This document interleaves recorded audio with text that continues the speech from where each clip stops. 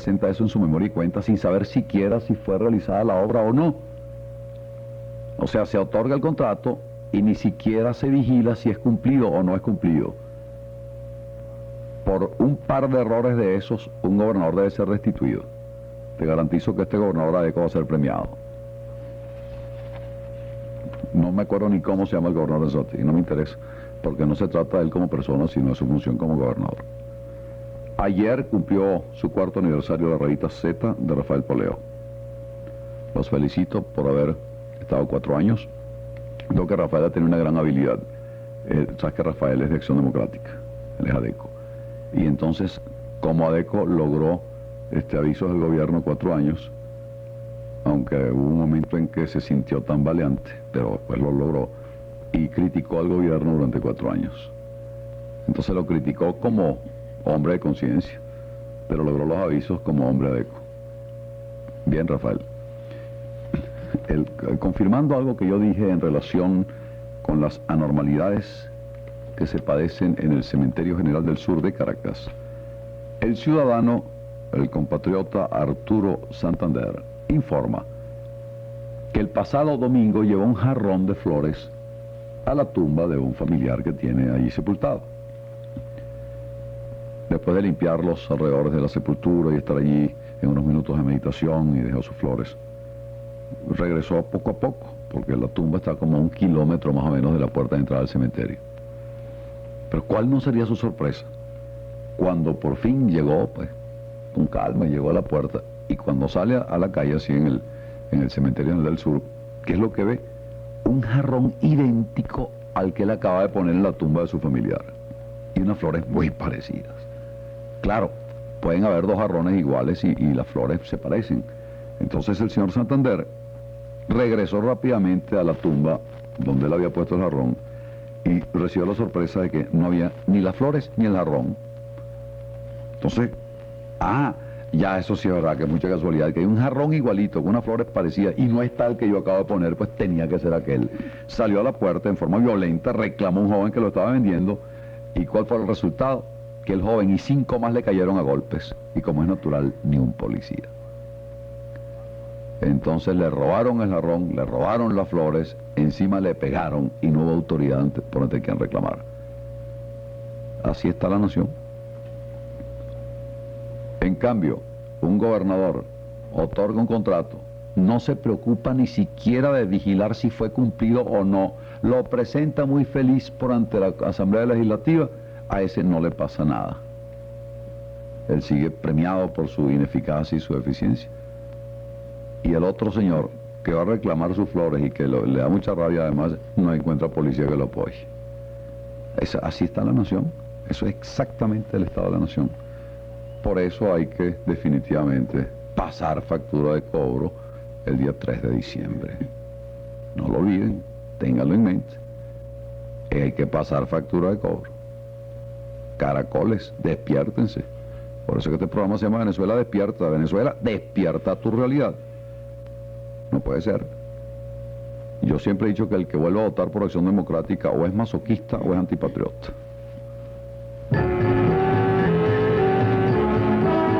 Estamos ofreciéndoles el último programa que Reni hizo, y lo hizo justamente el jueves 16 de marzo, es decir, en el momento en que estaba saliendo el programa al aire, Reni estaba en la avioneta.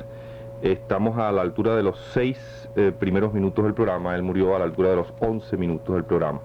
Vamos a continuar entonces, son las 7:49 en Radio Aeropuerto, y después de la grabación de presentarles el último programa de Reni, vamos a ofrecerle un documento inédito, es decir, a Reni Ottolina grabando el ensayo de lo que sería su mensaje con motivo del lanzamiento de su candidatura, mensaje que leería en este mismo programa a esta misma hora y luego en su programa de las 6 de la tarde. Vamos a continuar.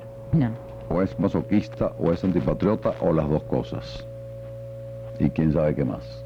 Porque la verdad es una sola. La vergüenza, como está siendo manejada Venezuela. ¿Dónde están las autoridades para aquello para lo cual le pagamos el sueldo? ¿Dónde están? Para ver cómo se ensañan contra alguien, como en el caso de Olavarría, o para ver en estos momentos cómo harán para hacerme algo a mí. Ya me cerraron el programa una vez, a ver cómo me lo cierran una segunda vez, o para ver cómo me paran un día y me meten drogas en el carro y entonces dicen que yo estaba traficando drogas, y para ver si me llevan ante un juez ADECO. Y ese juez de instrucción me dicta una autodetención y después me llevan un apelo y voy a otro juez ADECO.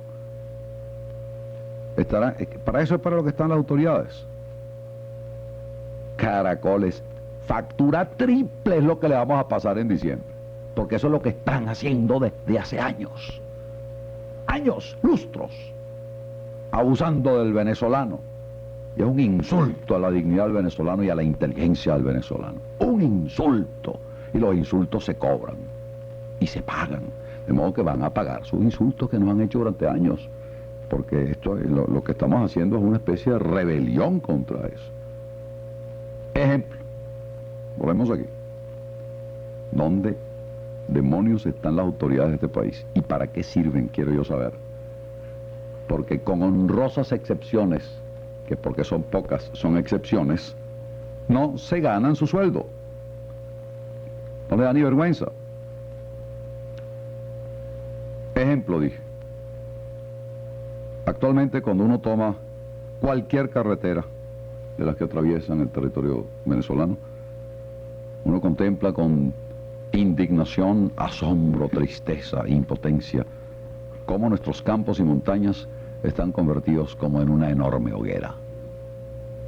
Desde Caracas a Maracay, desde Maracay a Valencia, desde la encrucijada a Calabozo, El Sombrero, Valle de la Pascua, desde el campo de Carabobo a Tinaquillo, San Carlos, a Carigua, todo Portuguesa y Barinas son una pira ardiente, una pira.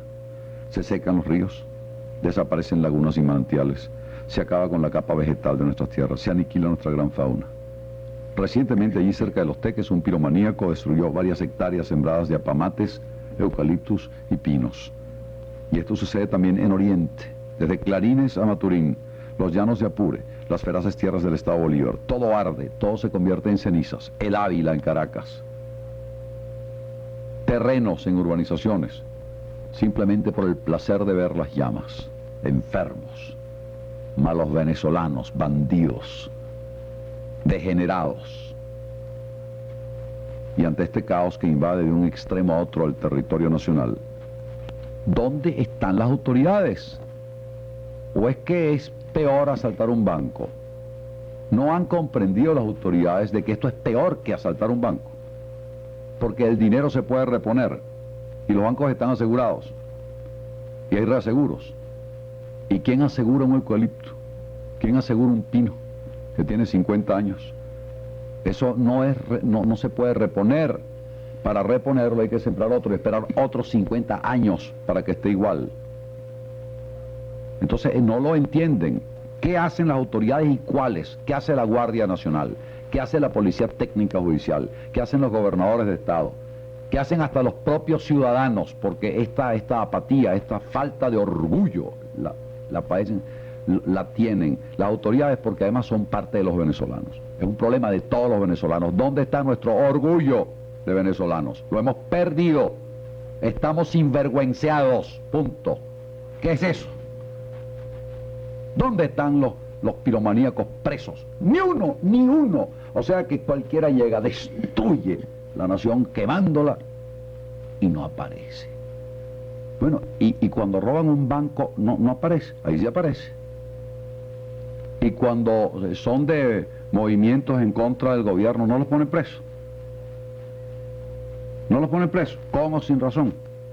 No los torturan, lo cual es siempre sin razón. Ahí sí funciona el aparato del Estado. Pero porque se trata de defender su gobierno. ¿Cómo no? Acepto que lo tiene que defender, porque para eso está la Constitución, aunque no aprueba los métodos. Pero bueno, y ese aparataje, porque no funciona para defender la integridad de la nación, físicamente hablando, cuando se trata de incendios. No lo entiendo. No lo entiendo. No hay manera de investigar quién prendería un cerro. O sea, imposible de averiguar. O sea, estamos realmente sin autoridades de ninguna clase. ¿Y hasta cuándo van a estar pensando para comprar equipos y aviones para apagar incendios? Para eso no hay dinero. para prestarle a Jamaica, a Costa Rica, a Nicaragua, al Ecuador, a Santo Domingo, para eso sí hay dinero. Pero para comprar unos aviones que apaguen fuegos no hay dinero, no hay tomas de decisión. No se deciden, falta de decisión. ¿Cuánto cuestan esas hectáreas y hectáreas y miles de hectáreas quemadas? ¿Cuánto cuestan en dinero? No cuestan muchísimo más que 2 aviones de esos, por más caros que sean esos aviones. Ah, pero eso no, porque eso. ¡Qué barbaridad! ¡Qué falta de un mínimo de inteligencia! ¿Cuándo voy a ver yo en los periódicos retratado a un imbécil de estos, de un bandido de esos, un cretino de esos que quema cerros y eucaliptus y pinos y montañas? ¿Cuándo lo voy a ver retratado yo en un periódico? Atrapado un bandido, un enemigo de la patria, un traidor a la patria. Aquí está este hombre quemó una montaña. Véanle la cara de lombrosiano, realmente de verme que tiene. ¿Cuándo voy a ver yo eso? No aparece. No se toma en cuenta. No aparecen nunca los culpables porque no hay autoridades capaces de encontrarlos. Ahí tienen ustedes pues cómo se maneja la nación. Entre tanto, mientras no hay organismos que puedan prevenir ni reprimir las anormalidades de estos locos, de estos irresponsables, de esos ignorantes.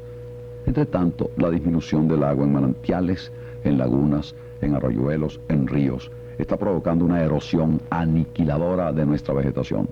Los campos venezolanos llevan el destino de convertirse en un enorme desierto. Y lo peor, repito, es que la apatía y la indiferencia oficial y privada se enseñorea en todas las latitudes de Venezuela. Estamos presentándoles, amigos oyentes, el último de los programas que ofreciera a su... Es un reflejo del vandalismo político. Cuando el príncipe es jugador, su corte está integrada por taúres. Cuando los políticos dan mal ejemplo, la gente lo sigue. Establecen un modelo psicológico determinado y viene irremediablemente un patrón de conducta que sigue la población. En Valencia, por ejemplo, los adecos pintaron las bases de los puentes con propaganda a su candidato. Uno de ellos es de piedra natural, bueno, y está dañado para siempre. Eso es vandalismo. Eso va en contra de la propiedad de todos los venezolanos. Eso es como que cualquiera vaya a la casa del candidato adeco y le pinta los muebles, se los pinta de verde. Él no lo va a permitir, porque esa es su propiedad. Bueno, ¿y quién le ha dicho a los adecos que esas piedras y esos puentes no son propiedad de todos los venezolanos? ¿Quién dijo que era de ellos? Además, está prohibido por la ley electoral. Prohibido, no se puede fijar propaganda en propiedad pública. No se puede. Los postes de luz, bueno, todos están llenos de cartelones de candidatos. Se va en contra de la ley, están dando mal ejemplo. Por eso es que yo no he puesto, yo no lo he puesto. Claro, ahora estoy en desventaja. No hay cartelones míos en ninguna parte pegados en los postes de luz. Ahora estoy en desventaja porque no aparezco, no figuro. Entonces tengo que haberme obligado a ponerlo porque si no, no figuro. Y tengo yo entonces, me he obligado por ellos a faltar a la ley yo también. Y ustedes dirán, no, Reni, tú no puedes, no faltes a la ley. Sí, pero entonces no figuro. Entonces el mismo que me está oyendo ahorita me olvida. Porque no figuro. Entonces tengo que faltar a la ley. ¿Por qué? Porque ese es el patrón de conducta establecido. Y como yo no lo siga, quedo fuera. Entonces, como yo se los estoy diciendo a ustedes en este momento, pero yo no... Ustedes se olvidaron de esto y quienes no me oyeron hoy, ¿cómo les explico yo por qué yo no estoy en los postes? No estoy en los postes porque quiero cumplir la ley. Pero entonces resulta que soy el bobo de la partida. El bobo de la partida, Renio Tolina, bueno, tiene carteles en los postes. Y entonces soy el necio, ¿no? Porque como yo sé menos de publicidad que ellos, entonces yo no supe que había que poner afiches. Resulta que lo que quiero es cumplir con la ley. Y por cumplir con la ley yo estoy haciendo papel de tonto. Entonces no figuro y no sueno. Y yo sé que si no hay promoción se olvida la gente. Y ante la avalancha de promoción de los otros, entonces tú te borras del mapa solo. Todo porque quiero cumplir con la ley. Entonces tendré que no cumplir con la ley. Mire usted qué cosa. Para ver si este movimiento independiente llega a ser gobierno para que todos cumplan la ley. Entonces, qué insensatez. Tengo que no cumplir con la ley para ver si algún día logro que se cumpla la ley. ¿Por qué? Porque ellos establecieron esas reglas de juego. Entonces, bueno, ahí estamos, pues. Qué horror. El Consejo Supremo Electoral no tiene una ley que multe los partidos políticos que hacen propaganda antes de lo pautado. No, pero si no se trata, fíjate bien, no es hacer o no propaganda. Es otra cosa. Ese es otro los aspecto. postes. Es la utilización de la propiedad pública. La ley dice que no puedes usar propiedad pública.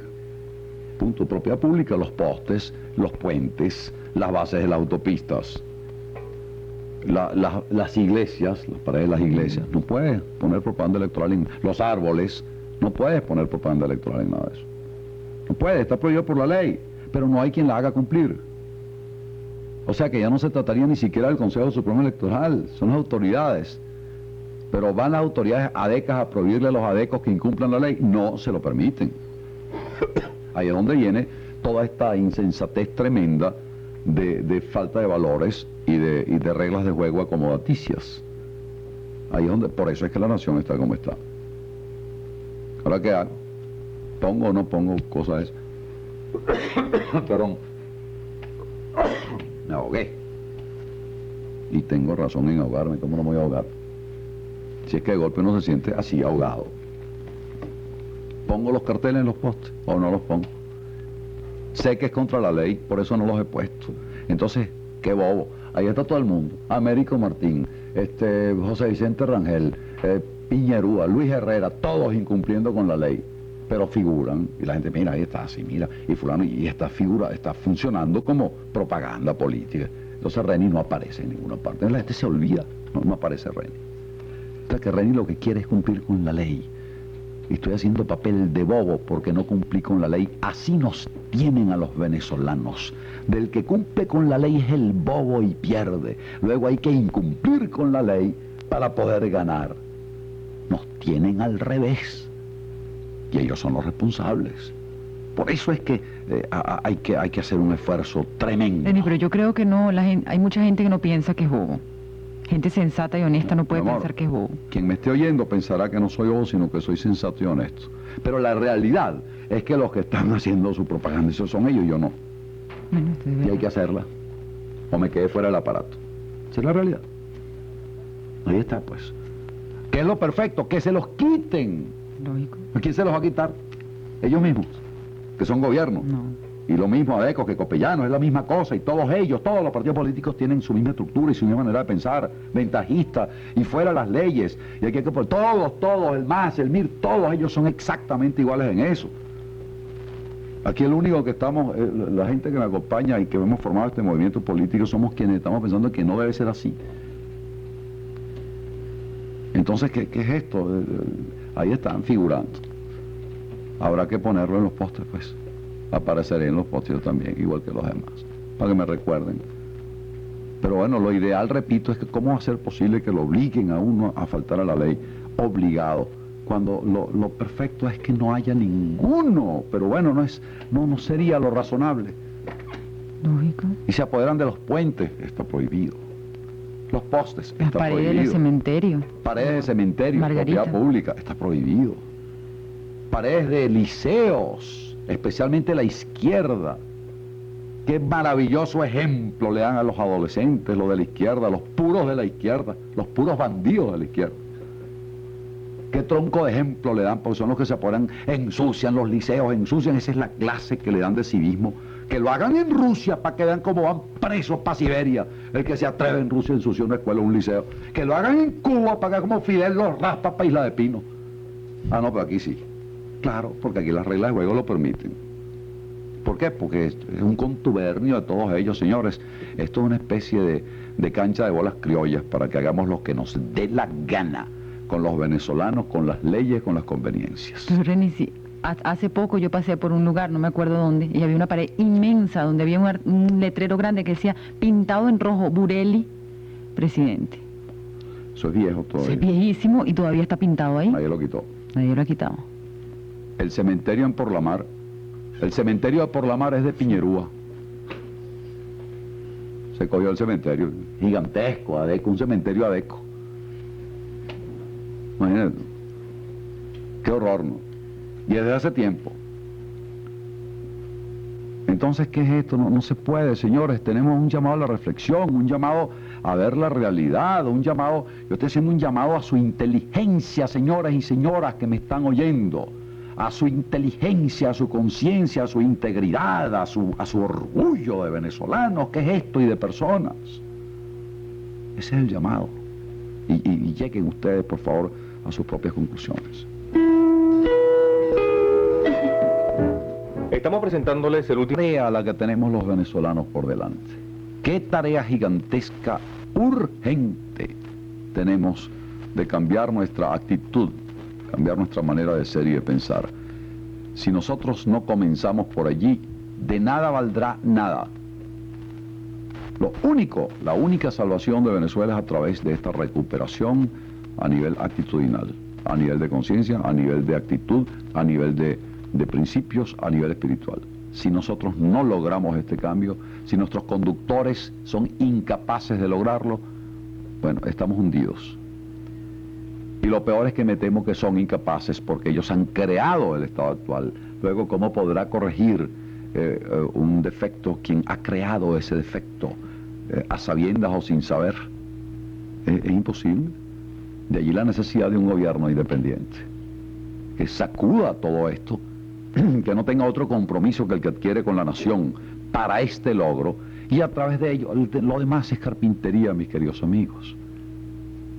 Si la reestructuración ya física de la nación, eso se hace. Vivienda, que no, miren, hay millares de empresas venezolanas y en el mundo entero que saben hacer viviendas de todo tipo, que las hacen, eso ya está descubierto. Lo que no vamos a lograr es hacerlas mientras hay una mentalidad de holgazanería, de flojera, de falta de orgullo, de corrupción, de ver quién roba más, quién coge una comisión mayor, quién hace esto, quién hace aquello. No vamos a hacer viviendas nunca, o vamos a hacer menos viviendas simplemente. Mientras haya el espíritu del ausentismo laboral, de la viveza, del que el bobo es el que no se hace rico en la administración pública y el hombre honesto en la administración... el vivo, mejor dicho, el admirable es el que sí se hace rico en la administración pública. Es como crear una nueva clase económica en base al robo público, como si se quisiera tener una fuerza económica en base a los ladrones de la cosa pública.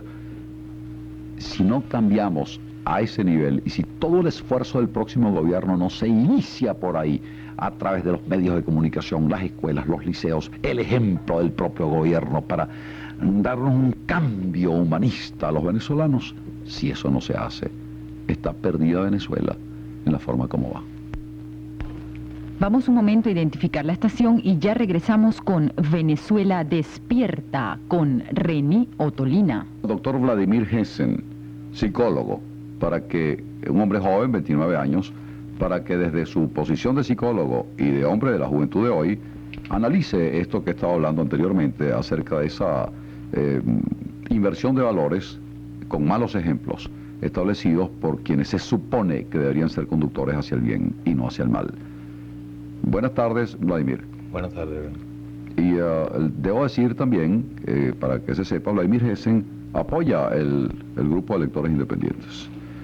Y nadie lo llamó, él vino solo, como todas las personas que a nivel de venezolanos sienten la necesidad imperiosa de hacer algo a título personal y a nivel personal por esa recuperación venezolana. Por eso es que yo lo predico, porque lo que estoy es pidiendo una recuperación a nivel de personas como venezolanos que tenemos que ser. De modo pues que yo quisiera la opinión del doctor Hessen, como psicólogo, repito, cómo enfoca él este problema que estamos viviendo de inversión de valores, a qué atribuye las causas y cómo ve su corrección. Sí, bueno, quizás lo que más me llamó la atención del movimiento independiente por Reni Ottolina era lo que tú dices de cambiar las actitudes, de formar las nuevas actitudes del venezolano. Yo creo que ahí está la base de los problemas sociales nacionales que tenemos. Y esto nace desde el mismo niño cuando va al colegio. Él genera sus patrones de conducta. Tradicionalmente sus patrones, sus modelos psicológicos, como dices tú, era la maestra y sus padres. Ahora bien, la tecnología moderna nos dio los nuevos medios de comunicación que le dan al niño una serie de informaciones nuevas y le crean nuevos modelos psicológicos diferentes al maestro y a los padres. Y esos modelos psicológicos nos están haciendo superhéroes nacionales, que son precisamente los vivos venezolanos, que generalmente son los que roban, generalmente son los que son peculados.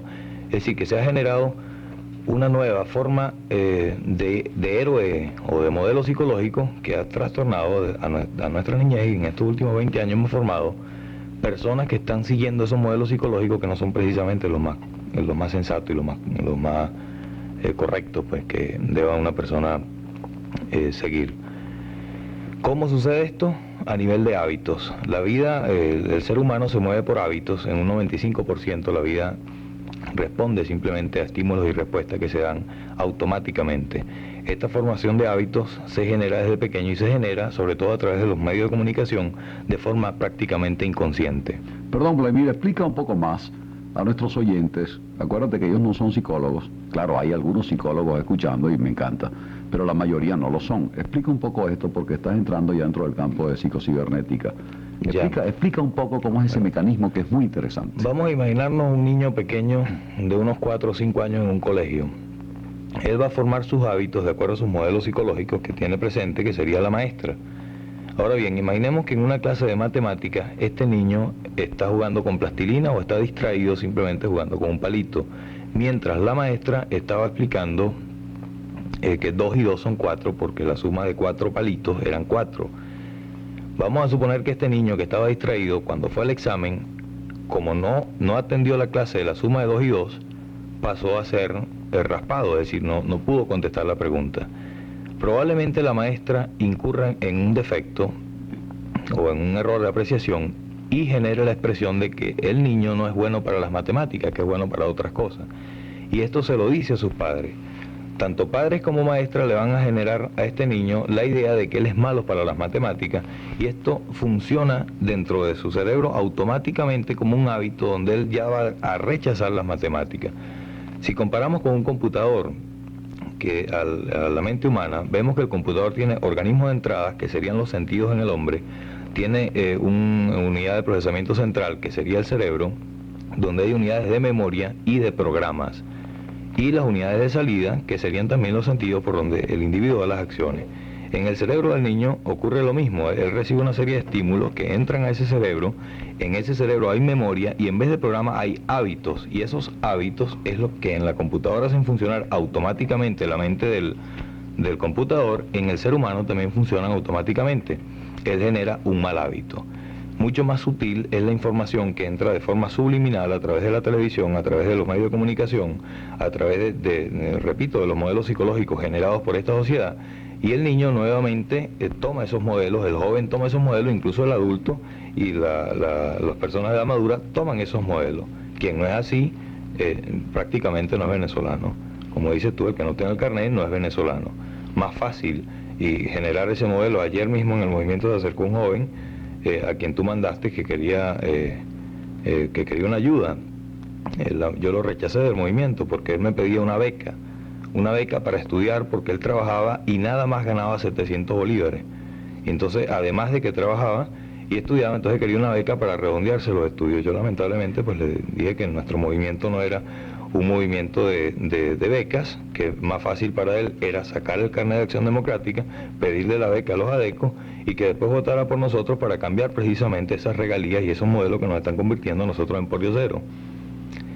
Ese es un poco más o menos el esquema pues, que se produce a nivel psicológico. Yo creo que ese cambio de actitudes se puede lograr generando nuevos modelos, nuevos patrones de conducta, para que los venezolanos sigamos otros patrones donde realmente el mérito personal valga, donde realmente la igualdad de oportunidades se haga de manifiesto, y entonces el venezolano se impulse en base a sus propios méritos hacia un desarrollo individual muy superior al que tenemos actualmente, que es lo que permitirá a la postre que Venezuela salga hacia adelante.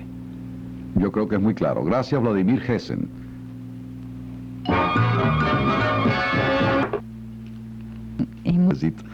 Y lo retraté porque me parecieron tragicómicos, no porque de nuevo es el partidismo. Es decir, cuídate, no porque te necesita tu familia, ni tus hijos, ni la patria, no, cuídate, el más te necesita. Qué distorsión, ¿no? La patria y la familia. Lógico, primero la familia, después la patria, en ese orden. Quien no es útil a su familia, ¿cómo puede ser útil a la patria? ¿Cómo? No puede. Por eso es que para mí el amor a los hijos está por encima de cualquier otra cosa, y lo practico. Para mí el amor a mis hijas está por encima de cualquier otra cosa. Y ese amor implica castigo. Gracias a eso es que mis hijas y yo nos llevamos muy bien, porque no es el amor ciego, no es el amor permisivo, de que porque tu hijo hizo algo incorrecto, pero es tu hijo, no, el niño o la niña es perfecto. No, no, no. Porque es tu hijo si hace algo incorrecto. Tú lo llamas y lo reprendes y lo enseñas y le creas un rechazo y de ser ya necesario lo castigas. Por eso es que dicen que quien bien te quiere te hará llorar. Y por otra parte que tus hijos sepan que cuentan contigo como padre o contigo, amiga mía, como madre en sus momentos de apuro, en sus momentos hasta de pérdida, de destino. Porque todo joven se pierde en algún momento en la búsqueda de su destino. La búsqueda de identidad de un joven es trágica, es horrendo. Todo ser humano, en realidad, a los 15, a los 18 años, 20 años, muchas veces 23 años. Caramba, qué angustia. La respuesta a qué voy a hacer yo, cómo voy a ser yo, qué será de mi destino, cómo lograré enfrentar mi destino, podré casarme, podré alimentar hijos, cómo iré a hacerlo, podré aceptar esa responsabilidad moral y económica. Es muy angustioso. Entonces por eso es que tiene que haber una total confianza, padre-hijo, hijo-padre. Yo a Dios gracias lo he logrado. Y he podido ayudar a mis hijas en momentos difíciles y mis hijas me han recompensado con grandes momentos de felicidad. Y eso es lo que hace una familia feliz. Eso es lo que hace una relación familiar útil a la patria. Porque de esa manera sí se puede cimentar un ciudadano sólido. Nadie está más allá del bien y del mal. Ni usted que me está oyendo, ni yo que le estoy hablando. Lo interesante es, partiendo de esa base, buscar el bien a nivel de superación personal. No es criticable nadie que busque su propia superación, todo lo contrario, debe ser estimulado. Y aquí caemos de nuevo en lo anterior, estimulado, estímulos positivos, no refuerzos negativos. Esa es la problemática venezolana. Para mí esa es la gran problemática venezolana. Niños abandonados. ¿Por qué? Padres irresponsables. ¿Por qué? No hay autoridades que los hagan responsables, que hagan valer la ley. Ahí está. Empiece entonces al revés. Ponga autoridades responsables que apliquen la ley, disminuyen los padres irresponsables. No solamente eso, ponga autoridades responsables que apliquen la ley, aparecerán padres irresponsables y serán hechos responsables por virtud de la ley. No es tan complicado, realmente, es cuestión de poner las cosas como en su santo lugar. La ironía es que cómo componemos Venezuela, haciendo todo al revés de cómo se está haciendo en este momento. Imaginen ustedes cuán distorsionada está la nación. Vamos a hacerlo todo al revés. ¿Usted se come la luz roja? No lo haga. Al revés, ya está bien. ¿Usted es ladrón de la cosa pública? No siga robando, ya está. ¿Usted tira basura por la antena de automóvil? No lo haga. Es que el problema está, como comentaba yo con alguien la otra vez, es que nuestra marginalidad es al revés. Se habla de población marginal. ¿Qué es un margen? Acuérdense ustedes que un margen es un pedacito. ¿Se acuerdan del cuaderno del colegio? El margen es un pedacito. La hoja ocupa todo el espacio. El margen de un periódico es un pedacito. El resto del periódico es un gran espacio. Aquí se habla de clase marginal. Es un pedacito. La clase marginal en Venezuela es la hoja. Aquí la clase marginal es la que está bien. Esa es la que es un margen porque es la que es un pedacito. A nivel de buenos ciudadanos, la clase marginal son los buenos ciudadanos que cumplen con la ley. Es un pedacito. El resto de la hoja es malos ciudadanos. Caracoles. A mí la gente botando basura, un piso 14 por todas las ventanas de un edificio, tranquilamente. La otra vez tiraron una cuna de un piso 10 y le cayó encima un obrero, por poco lo mata. A mí me dejó boquiabierto. ¿Cómo se creó ese hábito? ¿Cómo se creó ese hábito? Qué interesante para un psicólogo, qué interesante para un sociólogo. Que en todo un edificio, 14 pisos enteros, todos, cuando tienen basura, abren la ventana y la tiran hacia afuera. Eso es nunca visto, eso es interesantísimo. ¿Qué creó ese hábito? Y lo peor, a ninguno de quienes viven en el edificio, porque hablé con ellos, les gusta. Todos rechazan esa costumbre.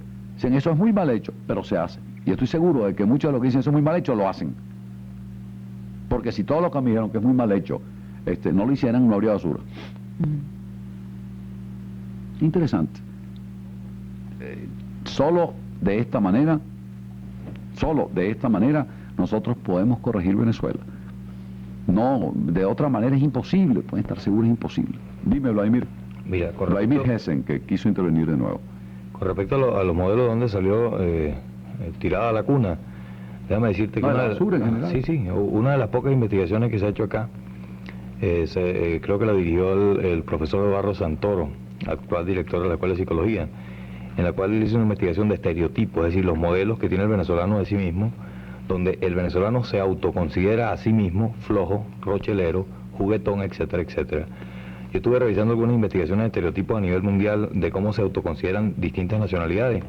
Y resulta ser que, por ejemplo, los americanos se consideran prácticos, inteligentes, poderosos, fuertes.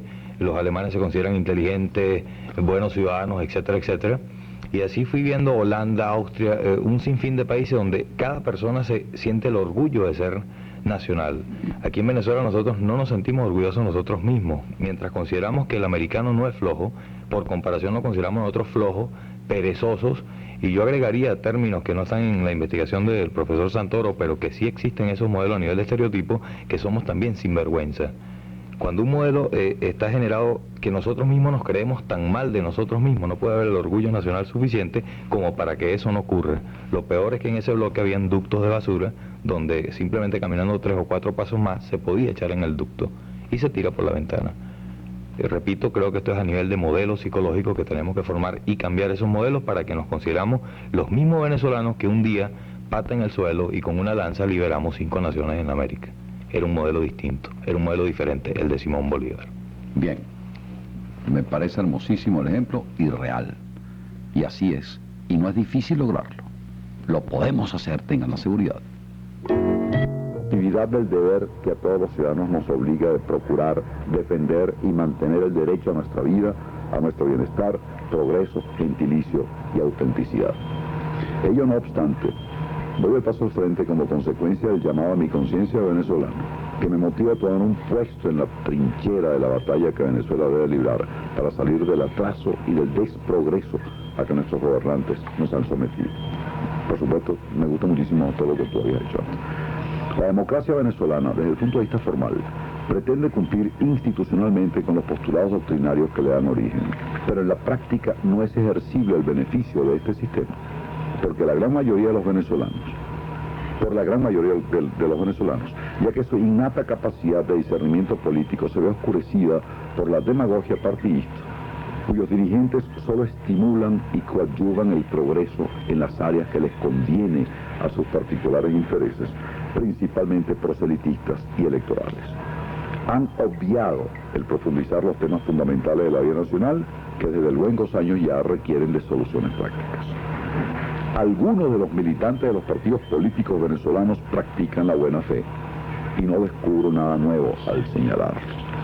Pero estos militantes se encuentran subsumidos en las directrices de las instituciones políticas a las que pertenecen, cuyos dirigentes aún no han superado los primigenios estratos que abrigan sus temores de desaparecer del panorama nacional, sino más bien alimentan intereses demagógicos nacionales o internacionales, ajenos a las necesidades reales de Venezuela.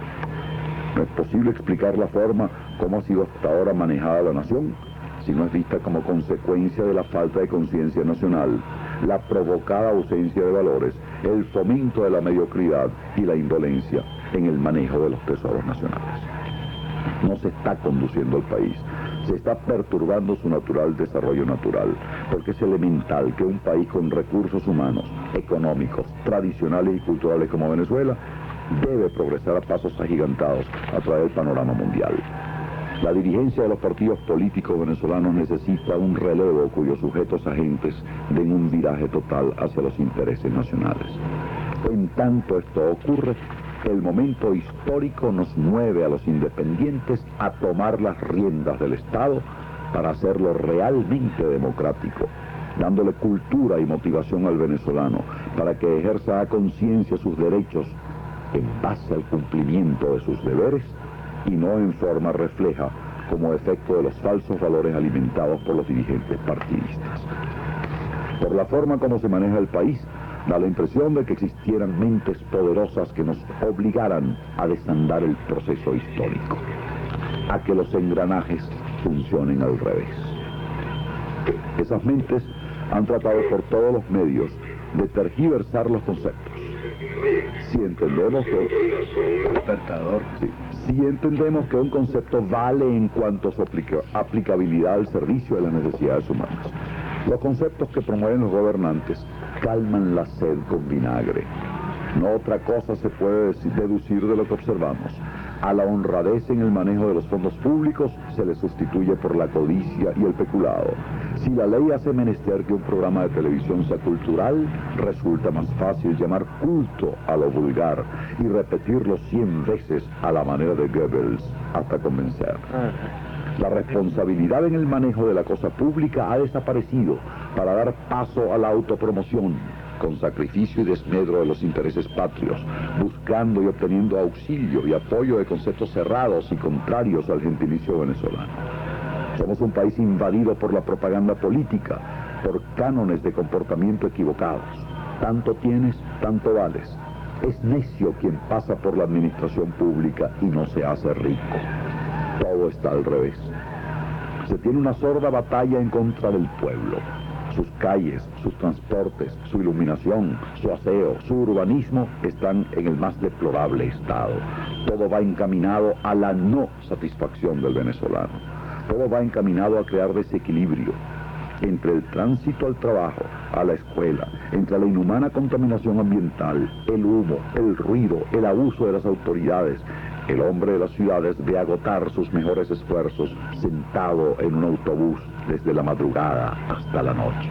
Se paraliza la patria, horarios de trabajo absurdos que solo sirven para el escaso rendimiento. Al campesino, al llanero, al pescador, se les recuerda su origen y se les obliga a mantener la misma estampa de épocas pasadas. Se les niega el acceso a la modernidad. Son el abono elemental de la demagogia partidista. No se les da albedrío. Las soluciones a sus problemas emanan del gobierno partidista que les coloca gobernantes y legisladores ajenos a sus realidades, por cuanto no se les selecciona por sus méritos, sino por el color del carné de turno en el poder. Tanto nos han deteriorado nuestros conceptos los gobiernos que ya se hace familiar, razonable y lógico que no haya ciudadanos iguales, que un carné de partido valga más que cualquier derecho, que una orden emanada de la directiva de un partido político valga más que el sentido de justicia de un juez, entre quienes se encuentran aquellos que sin ambajes ejercen la judicatura, fieles a los lineamientos de sus partidos, ilegal e injustamente. A los venezolanos ya nos parece lógico que una decisión de la Corte Suprema de Justicia se demore 10 años, o sea, la cuarta parte de la vida útil de un venezolano.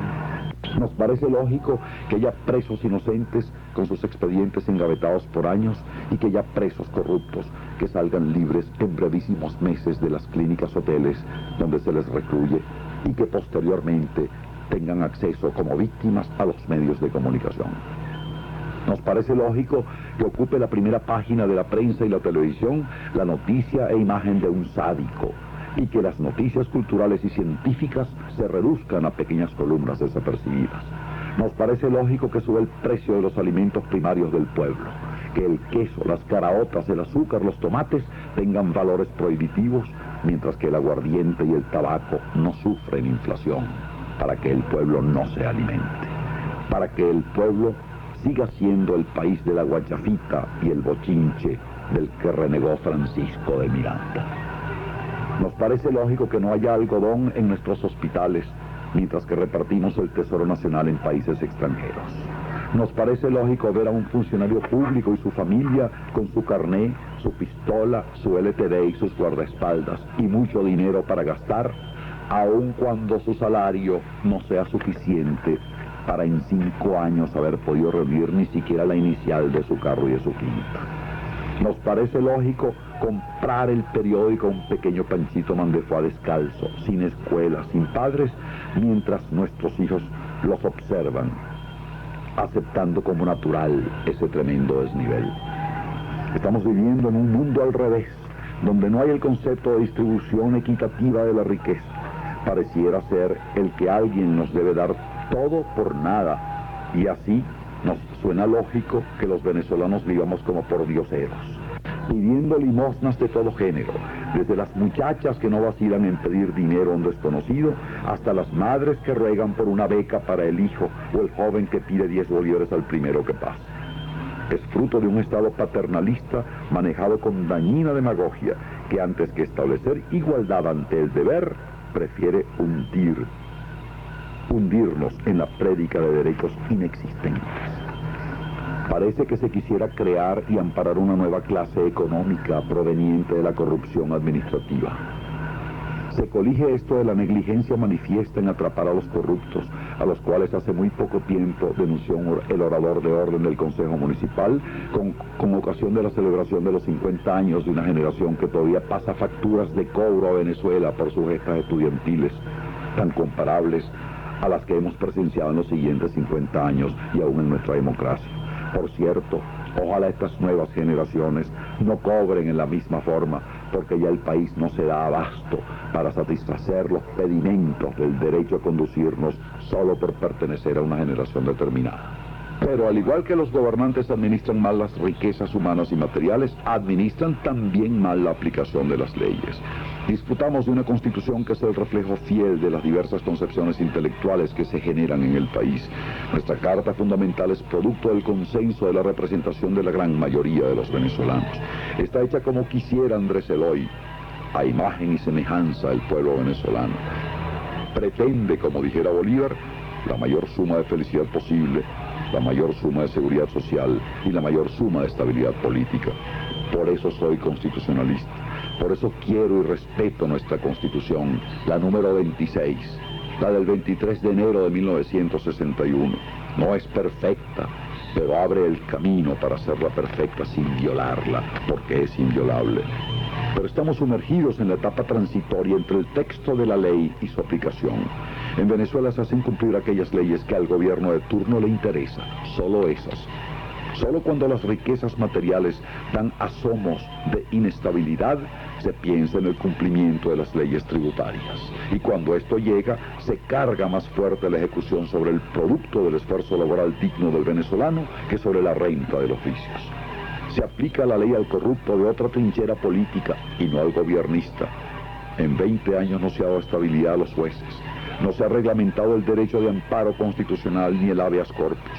Los derechos de la mujer siguen siendo relegados por nuestros legisladores y no hay igualdad de oportunidad para los venezolanos. No puede haber participación equitativa en el disfrute de la riqueza si no existe igualdad de oportunidad para todos los venezolanos. Esta igualdad de oportunidad debe basarse en el justo reconocimiento de la preparación, de la capacidad para el trabajo y del honesto esfuerzo de cada ciudadano. Este reconocimiento no existe en la Venezuela de hoy, por cuanto la estructura de los partidos políticos que han manejado nuestra nación durante los últimos 20 años está armada en forma tal que para poder subsistir niega ese reconocimiento. En efecto, estructurados dentro de esquemas tanto mentales como políticos de hace medio siglo, estos partidos han sido incapaces de renovarse y de cambiar en su concepción básica. Lo que es peor, los otros que se han formado posteriormente han seguido el mismo esquema tradicional, sin darse cuenta de que en el momento mismo de nacer, por esa falta de adaptación a la dinámica del tiempo y de la historia, ya estaban naciendo decadentes. La base que da forma y vigencia a cualquier partido político es, sin duda, su militancia. Nuestros partidos, escasos de motivaciones suficientemente poderosas para mantener cohesionada esa masa en que forma su militancia, apelaron a un recurso tangible y visible para darle identidad. Le dieron el carné político. La importancia de ese carné experimentó luego una evolución equivalente a la involución de la eficacia de los gobiernos. Sin darse cuenta y sin poderlo remediar, aun cuando lo hubiesen podido apreciar en todo su negativismo, los partidos dejaron de existir para ser útiles a la nación y pusieron a esta a su servicio. Por un error estructural que dio pie a la corrupción, los partidos del sistema convirtieron al sistema de partidos en una partidocracia funesta y dañina para cada persona que habita en Venezuela. El partidismo niega los valores básicos y se afirma en el más falso de los valores, el del carné que identifica a su militancia y le da derechos negados a otros venezolanos. Es la destrucción del principio constitucional que establece igualdad de oportunidad para todos. El carné político se ha convertido en odioso estímulo para el cultivo de la mediocridad y la injusticia.